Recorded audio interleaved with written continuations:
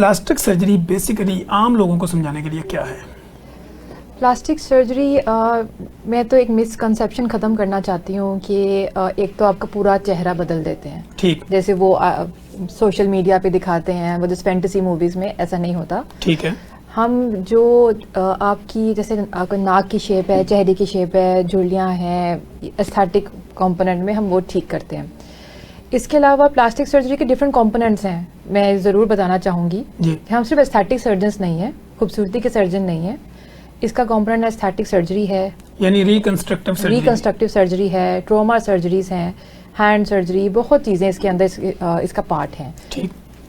अच्छा डॉक्टर साहब, जैसे हमने बात की प्लास्टिक सर्जरी के ऊपर, फिर आपने खूबसूरती के ऊपर बात की कि लोग ये समझते हैं कि शायद जो प्लास्टिक सर्जन है ये सिर्फ एस्थेटिकली या आपकी खूबसूरती के ऊपर ही काम करते हैं, ये बाकी चीज़ों पे नहीं करते। तो उसको आपने एक्सप्लेन किया कि ट्रॉमा, डिफरेंट इंजरीज के अंदर भी आप उसका रोल प्ले करते हैं। दूसरा डॉक्टर साहब, जैसे हमने देखा है कि लोग किसी का नाक बड़ा होता है, छोटा होता है, या बिल्कुल उसको वो साइज में चेंज करना चाहते हैं, तो प्लास्टिक सर्जरी का इसमें क्या रोल है?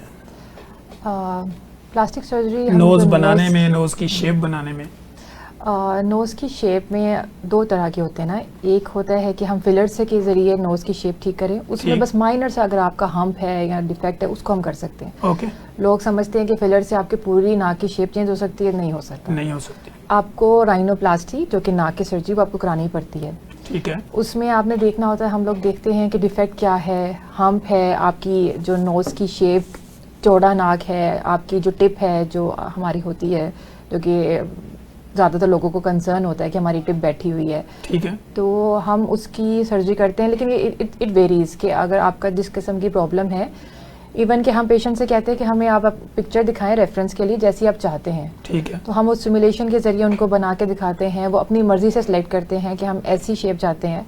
फिर हम उनसे जो जेन्युइन कमिटमेंट है वो करते हैं कि इतने से इतना अचीव हो सकता है, ये अचीव हो सकता है। ठीक है। Because I think so genuine commitment matter करती है, और पेशेंट भी समझते हैं कि हमारे जो उनको पता है कि 100% तो नहीं हो सकता। हमारे डॉक्टर ने हमें सच बताया, सही बताया है, बाद में वो परेशान नहीं होते कि थोड़ा सा ये रह गया, थोड़ा सा वो रह गया, लेकिन जेन्युइन ओपिनियन देना चाहिए कि इतना हो सकता है और इतना नहीं हो सकता। ठीक है। डॉक्टर साहब, जैसे कि ब्रेस्ट सर्जरी के ऊपर हम बात करना चाह रहे थे इस टॉपिक में और इस प्रोग्राम के अंदर, तो ब्रेस्ट सर्जरी बेसिकली क्या है और इसकी टाइप्स कितनी होती हैं? ब्रेस्ट सर्जरी बेसिकली छाती की सर्जरी है, वो है। मेल की भी हो सकती है, फीमेल की भी हो सकती है। मेडिकल में तो मेल फीमेल का कॉन्सेप्ट खत्म हो जाता है। मेल में ज़्यादातर गायनोकोमेस्टियाज के इश्यूज होते हैं जिसको हम डील करते हैं। ठीक है। फीमेल की सर्जरी रिकंस्ट्रक्टिव भी हो सकती है आफ्टर कैंसर या पैदाइशी बीमारी के बाद, या एस्थेटिक भी हो सकती है। ठीक है। एस्थेटिक के डिफरेंट कंपोनेंट्स हैं, जैसे कि ऑगमेंटेशन है, ब्रेस्ट ऑगमेंटेशन है, और ब्रेस्ट रिडक्शन है। ब्रेस्ट ऑगमेंटेशन में छाती को बड़ा किया जाता है। ठीक है। उसका रीज़न कुछ भी हो सकता है, खूबसूरती हो सकता है, या कोई पैदाइशी नुक्स है किसी लड़की के अंदर, उसको कंपनसेट करने के लिए की जाती है। ठीक है। उसमें आप सिलिकॉन इम्प्लांट्स यूज़ कर सकते हो, या फैट भी अपने चर्बी लेके किसी पेट से, टांगों से, उसके ज़रिए भी आप उसको ऑगमेंट कर सकते हैं। ठीक है। दूसरी है breast reduction. Breast reduction basically छाती का साइज़ छोटा करने के लिए की जाती है। ठीक है। ब्रेस्ट रिडक्शन में ये होता है कि अक्सर औरतें ब्रेस्ट के वेट की वजह से नॉर्मल अपनी ज़िंदगी का रोज़मर्रा का काम नहीं कर सकती। उनके कंधों में, उनकी गर्दन में दर्द होती है, जिसकी वजह से उनका जो रोज़मर्रा का काम इफ़ेक्ट होता है। इसके अलावा खूबसूरती के लिए भी की जा सकती है, सोशली एम्बैरेसमेंट का बाइस होती है अगर एक सर्टेन पॉइंट से आपकी जो ब्रेस्ट का साइज़ है बढ़ जाए। ठीक है। सो ये बेसिकली ऐसा लगता है कि बिल्कुल एस्थेटिक कंसर्न्स होते हैं, लेकिन एस्थेटिक कंसर्न्स के अलावा भी बहुत इश्यूज होते हैं जिनकी वजह से हम ये करते हैं एस्थेटिक सर्जरीज ब्रेस्ट की। यानी मेडिकली बेस के ऊपर कई प्रॉब्लम्स बहुत प्रॉब्लम्स हैं, पैदाइशी प्रॉब्लम्स होती हैं, जिसमें एक साइड आपकी छोटी हो रह जाती है, या फिर जाहिर है अगर आपका बैलेंस नहीं है तो आपकी सोशल और पर्सनल लाइफ भी अफेक्ट होगी, आफ्टर मैरिड लाइफ भी अफेक्ट होगी, क्योंकि ये सब चीज़ें एक पार्ट है ना हमारी ज़िंदगी का, तो हमें इसको देखना पड़ता है। ठीक हो गया। अच्छा डॉक्टर साहब, जैसे कि ब्रेस्ट कैंसर का हम देखते हैं, ब्रेस्ट कैंसर बहुत ज़्यादा है लोगों के अंदर। ब्रेस्ट के अंदर जो है इन्फ्लोमेशन हो जाना, कोई गिल्टी नुमा चीज़ का नज़र आ जाना, या इसी तरह ब्रेस्ट निप्पल का डैमेज हो जाना, तो इस सर्जरी को किस तरह प्लास्टिक सर्जन जो है परफॉर्म करते हैं? अच्छा, ब्रेस्ट कैंसर में ये होता है कि टाइप ऑफ कैंसर देखा जाता है। ठीक। कुछ कैंसर होते हैं वो इनिशियल स्टेजेस पे होते हैं, उनको आप निकाल के इसको वापस आप उसी स्किन से कवर कर सकते हैं। ठीक है।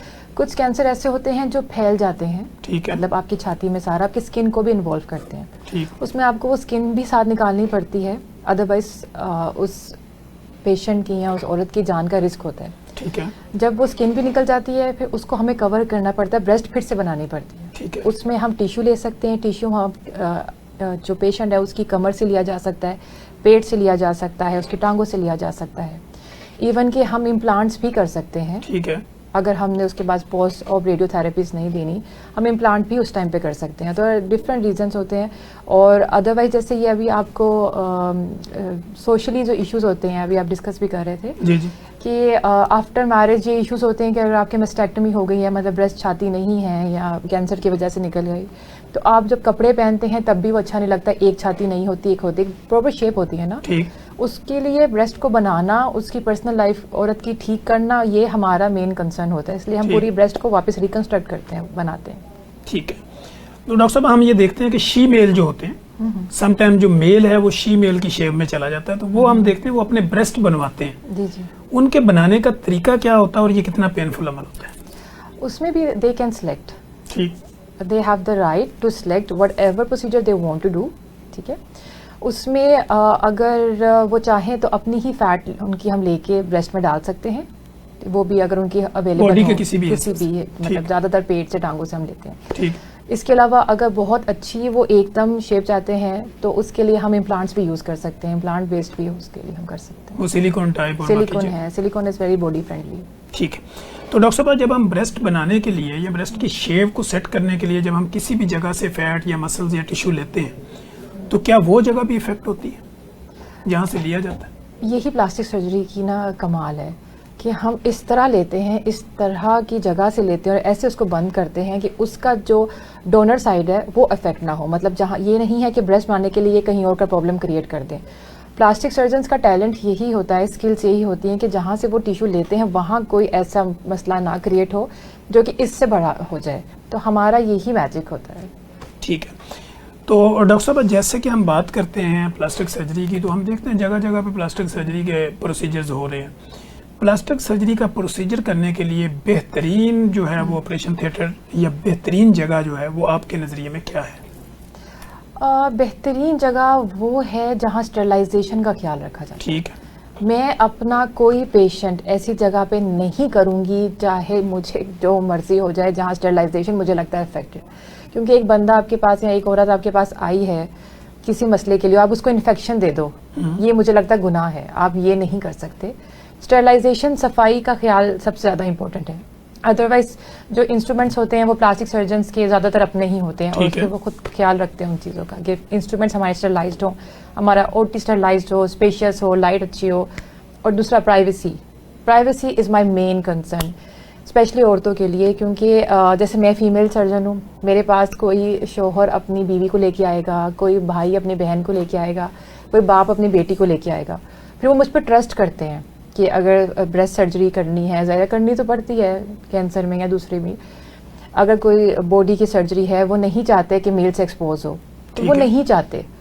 मेरा ये तरीका होता है कि मैं अपनी फीमेल पेशेंट के साथ अपने ऑपरेशन थिएटर में जाती हूँ। आई मेक श्योर कि जो मेरे स्टाफ है वो फीमेल हो, ठीक है, वहाँ मेल को मैं नहीं आने देती, वो अपना काम करके चले जाते हैं। मैं अपनी पेशेंट को खुद एनेस्थीसिया दिलवाती हूँ और जब उसका ऑपरेशन हो जाता है वो मेरे साथ बाहर जाती है। मैं थोड़ी सी इस चीज़ में ना, मुझे ट्रस्ट इश्यूज़ हैं। मैं अपने पेशेंट को अपने साथ लेके जाऊंगी, अपने साथ लेके बाहर निकलूंगी, क्योंकि उस पेशेंट ने जो बेहोश है उसने मुझ पर ट्रस्ट किया हुआ है, उसके घर वाले जो बाहर बैठे हैं उसने मुझ पर ट्रस्ट किया हुआ है। मैं इस चीज़ में कॉम्प्रोमाइज़ नहीं करती। पता नहीं मुझे थोड़ा सा है कि मेरा पेशेंट की प्राइवेसी, मेरे पे ट्रस्ट मुझे बहुत मैटर करता है। ये तो डॉक्टर साहब एक एथिक्स भी है ना जी बिल्कुल, कि हम प्राइवेसी तो कभी भी जो है वो पेशेंट की नहीं उसको जाने देते। बीइंग अ क्लिनिशियन, प्रैक्टिशनर या सर्जन, हमारी ये फील्ड होती है कि हमने हमेशा प्राइवेसी कहीं पर भी ब्रीच नहीं आना चाहिए, वो नहीं आना चाहिए। पूरी थ्रू आउट जर्नी में ब्रीच नहीं आना चाहिए आपकी प्राइवेसी में। बिल्कुल ऐसे ही है, क्योंकि वो डॉक्टर्स के सामने तो पेशेंट की हर चीज़ ओपन होती है। ऐसा ही है। मेरे अपने क्लिनिकल ट्रायल में अगर दो बहनें या दो भाई भी आ जाए ना, तो वो एक दूसरे को चेक करवा के पूछे इसको क्या मसला, तो मैं उसे कहता तुम्हें क्या मसला है, तुम इसका छोड़ो, तुम अपना बताओ। तो डॉक्टर साहब जैसे कि हम देख रहे हैं कि हमारे जैसे बर-ए-आज़म एशिया के अंदर बेशुमार ऐसे पेशेंट रिपोर्ट होते हैं, किसी ने किसी के ऊपर तेजाब फेंक दिया, कोई बर्न हो गया, कोई जल गया। तो ऐसी सूरत हाल में जब बॉडी जल जाती है तो प्लास्टिक सर्जरी इस बर्न यूनिट या इस जले हुए जो इंसानी अज़ा होते हैं इसको रिकवर किस तरह करती है?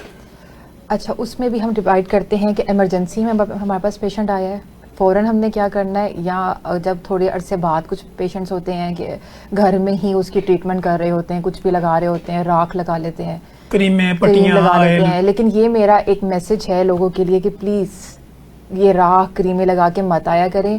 हमारे लिए बड़ी प्रॉब्लम होती है क्योंकि वो एक तो बर्न को डबल कर देती है, अगर फर्स्ट डिग्री है उसको सेकंड डिग्री कर देगी, ठीक है। पता नहीं हमें चलेगा। हम उसको साफ करते करते हमें ज़्यादा डैमेज क्रिएट कर देते हैं बिकॉज वो इतना ज़्यादा डीप बैठ जाता है।